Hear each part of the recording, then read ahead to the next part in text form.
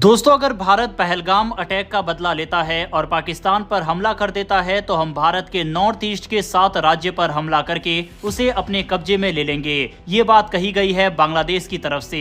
इस चीज के ऊपर काफी सारे आर्टिकल पब्लिश हो चुके हैं। आप स्क्रीन पर बकायदा देख सकते हैं कि एक ऐसे समय पर जब भारत और पाकिस्तान के बीच युद्ध की संभावना काफी ज्यादा है, इस समय पर बांग्लादेश की तरफ से किस तरह का बयान सामने आया है। और ये कोई पहली बार नहीं है। इससे पहले मोहम्मद यूनिस की तरफ से भी ये कहा गया था भारत के नॉर्थ ईस्ट में गार्डियन की भूमिका निभा रहा है। अगर बांग्लादेश भारत की मदद ना करे तो ये राज्य भारत से छूट जाएंगे। ऐसे में हम चाहते हैं कि चीन हमारा साथ यहाँ पर इन्वेस्टमेंट करे। और एक बार फिर से बांग्लादेश से इस तरह का बयान सामने आया। अगर बांग्लादेश की इसी तरह से हरकत रही तो ऐसा ना हो कि पाकिस्तान से पहले भारतीय सेना बांग्लादेश को ही निपटा दे।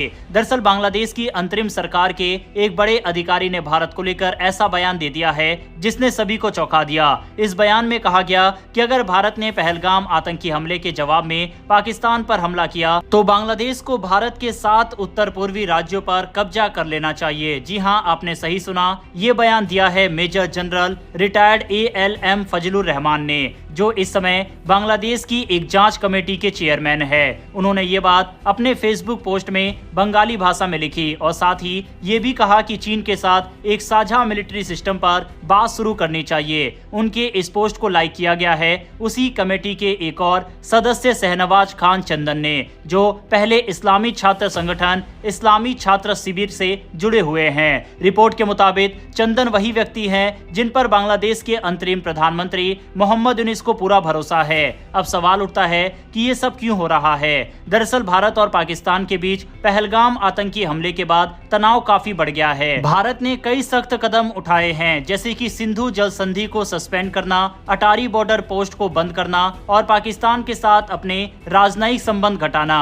इसी बीच बांग्लादेश पाकिस्तान के करीब जा रहा है। शेख हसीना के सत्ता से हटने के बाद दोनों देशों के रिश्तों में नई गर्मजोशी दिख रही है। हाल ही में 15 साल बाद बांग्लादेश और पाकिस्तान के विदेश सचिवों की मुलाकात हुई, जिसमें दोनों देशों ने पुराने मुद्दों पर बात की। पाकिस्तान के उप प्रधानमंत्री इसाक डार का बांग्लादेश दौरा भी प्लान किया गया है, लेकिन भारत पाकिस्तान तनाव के चलते वो अभी टल गया है। अब वापस आते हैं फजलुर रहमान की बात पर। रहमान वही अधिकारी है जो 2001 में भारत बांग्लादेश सीमा पर हुए संघर्ष में बांग्लादेश राइफल्स के प्रमुख थे। उस दौरान बांग्लादेश ने भारतीय बॉर्डर पर आक्रामक कार्रवाई करने की कोशिश की थी, जिसमें 16 भारतीय जवान शहीद हुए थे।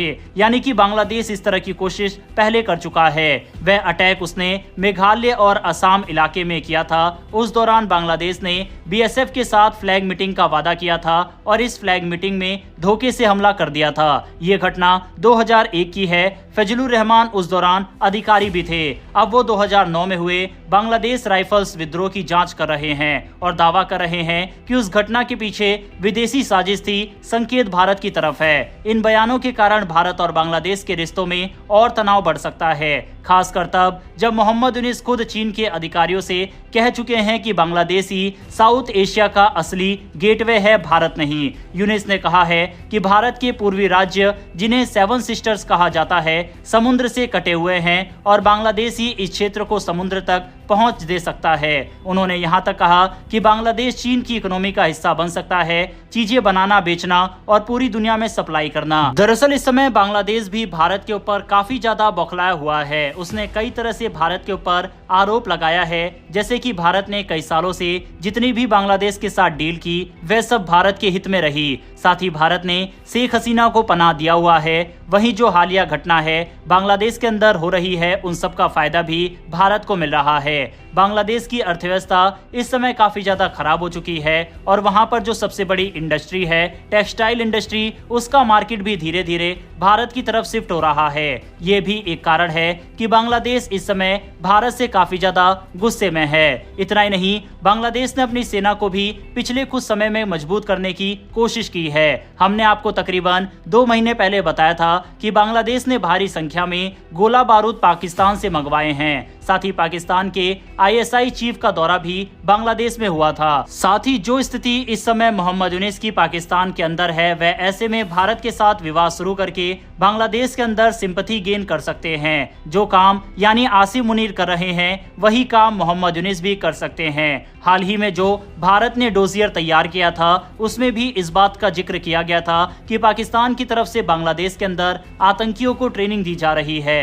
ऐसे में ये भी हो सकता है कि पहलगाम अटैक करवाकर बांग्लादेश और पाकिस्तान भारत के खिलाफ एक साथ युद्ध लड़ने की प्लानिंग कर रहे हो। बांग्लादेश की तरफ से बॉर्डर पर तुर्की के TB2 ड्रोन की भी तैनाती की गई है। ऐसे में बयानबाजी अपनी जगह है, लेकिन अगर बांग्लादेश ने कुछ भी उल्टी सीधी हरकत की तो ऐसा ना हो कि पाकिस्तान से पहले बांग्लादेश ही निपट जाए और जो अखंड भारत का सपना अभी तक किताबों और सोच में था, इसकी शुरुआत बांग्लादेश से होते हुए पाकिस्तान तक चली जाए। बहरहाल दोस्तों, बांग्लादेश से निकल कर आई इस खबर के ऊपर अपनी राय कमेंट बॉक्स में लिखकर बताइएगा। और क्या आपको लगता है कि बांग्लादेश पाकिस्तान के साथ मिलकर भारत के खिलाफ साजिश रच सकता है और भारत के खिलाफ 2 फ्रंट वॉर छेड़ सकता है? इस पर अपनी राय कमेंट बॉक्स में लिखकर बताइएगा। इन दिनों भारत पाकिस्तान टेंशन के बीच जिस तरह से फेक न्यूज फैलाई जा रही है, ऐसे समय पर हम आपके लिए डेली डिफेंस और वर्ल्ड अफेयर से जुड़ी न्यूज, फैक्ट और रेफरेंस के साथ लेकर आते हैं। अगर आपको हमारा काम पसंद आया हो और हमें सपोर्ट करना चाहते हैं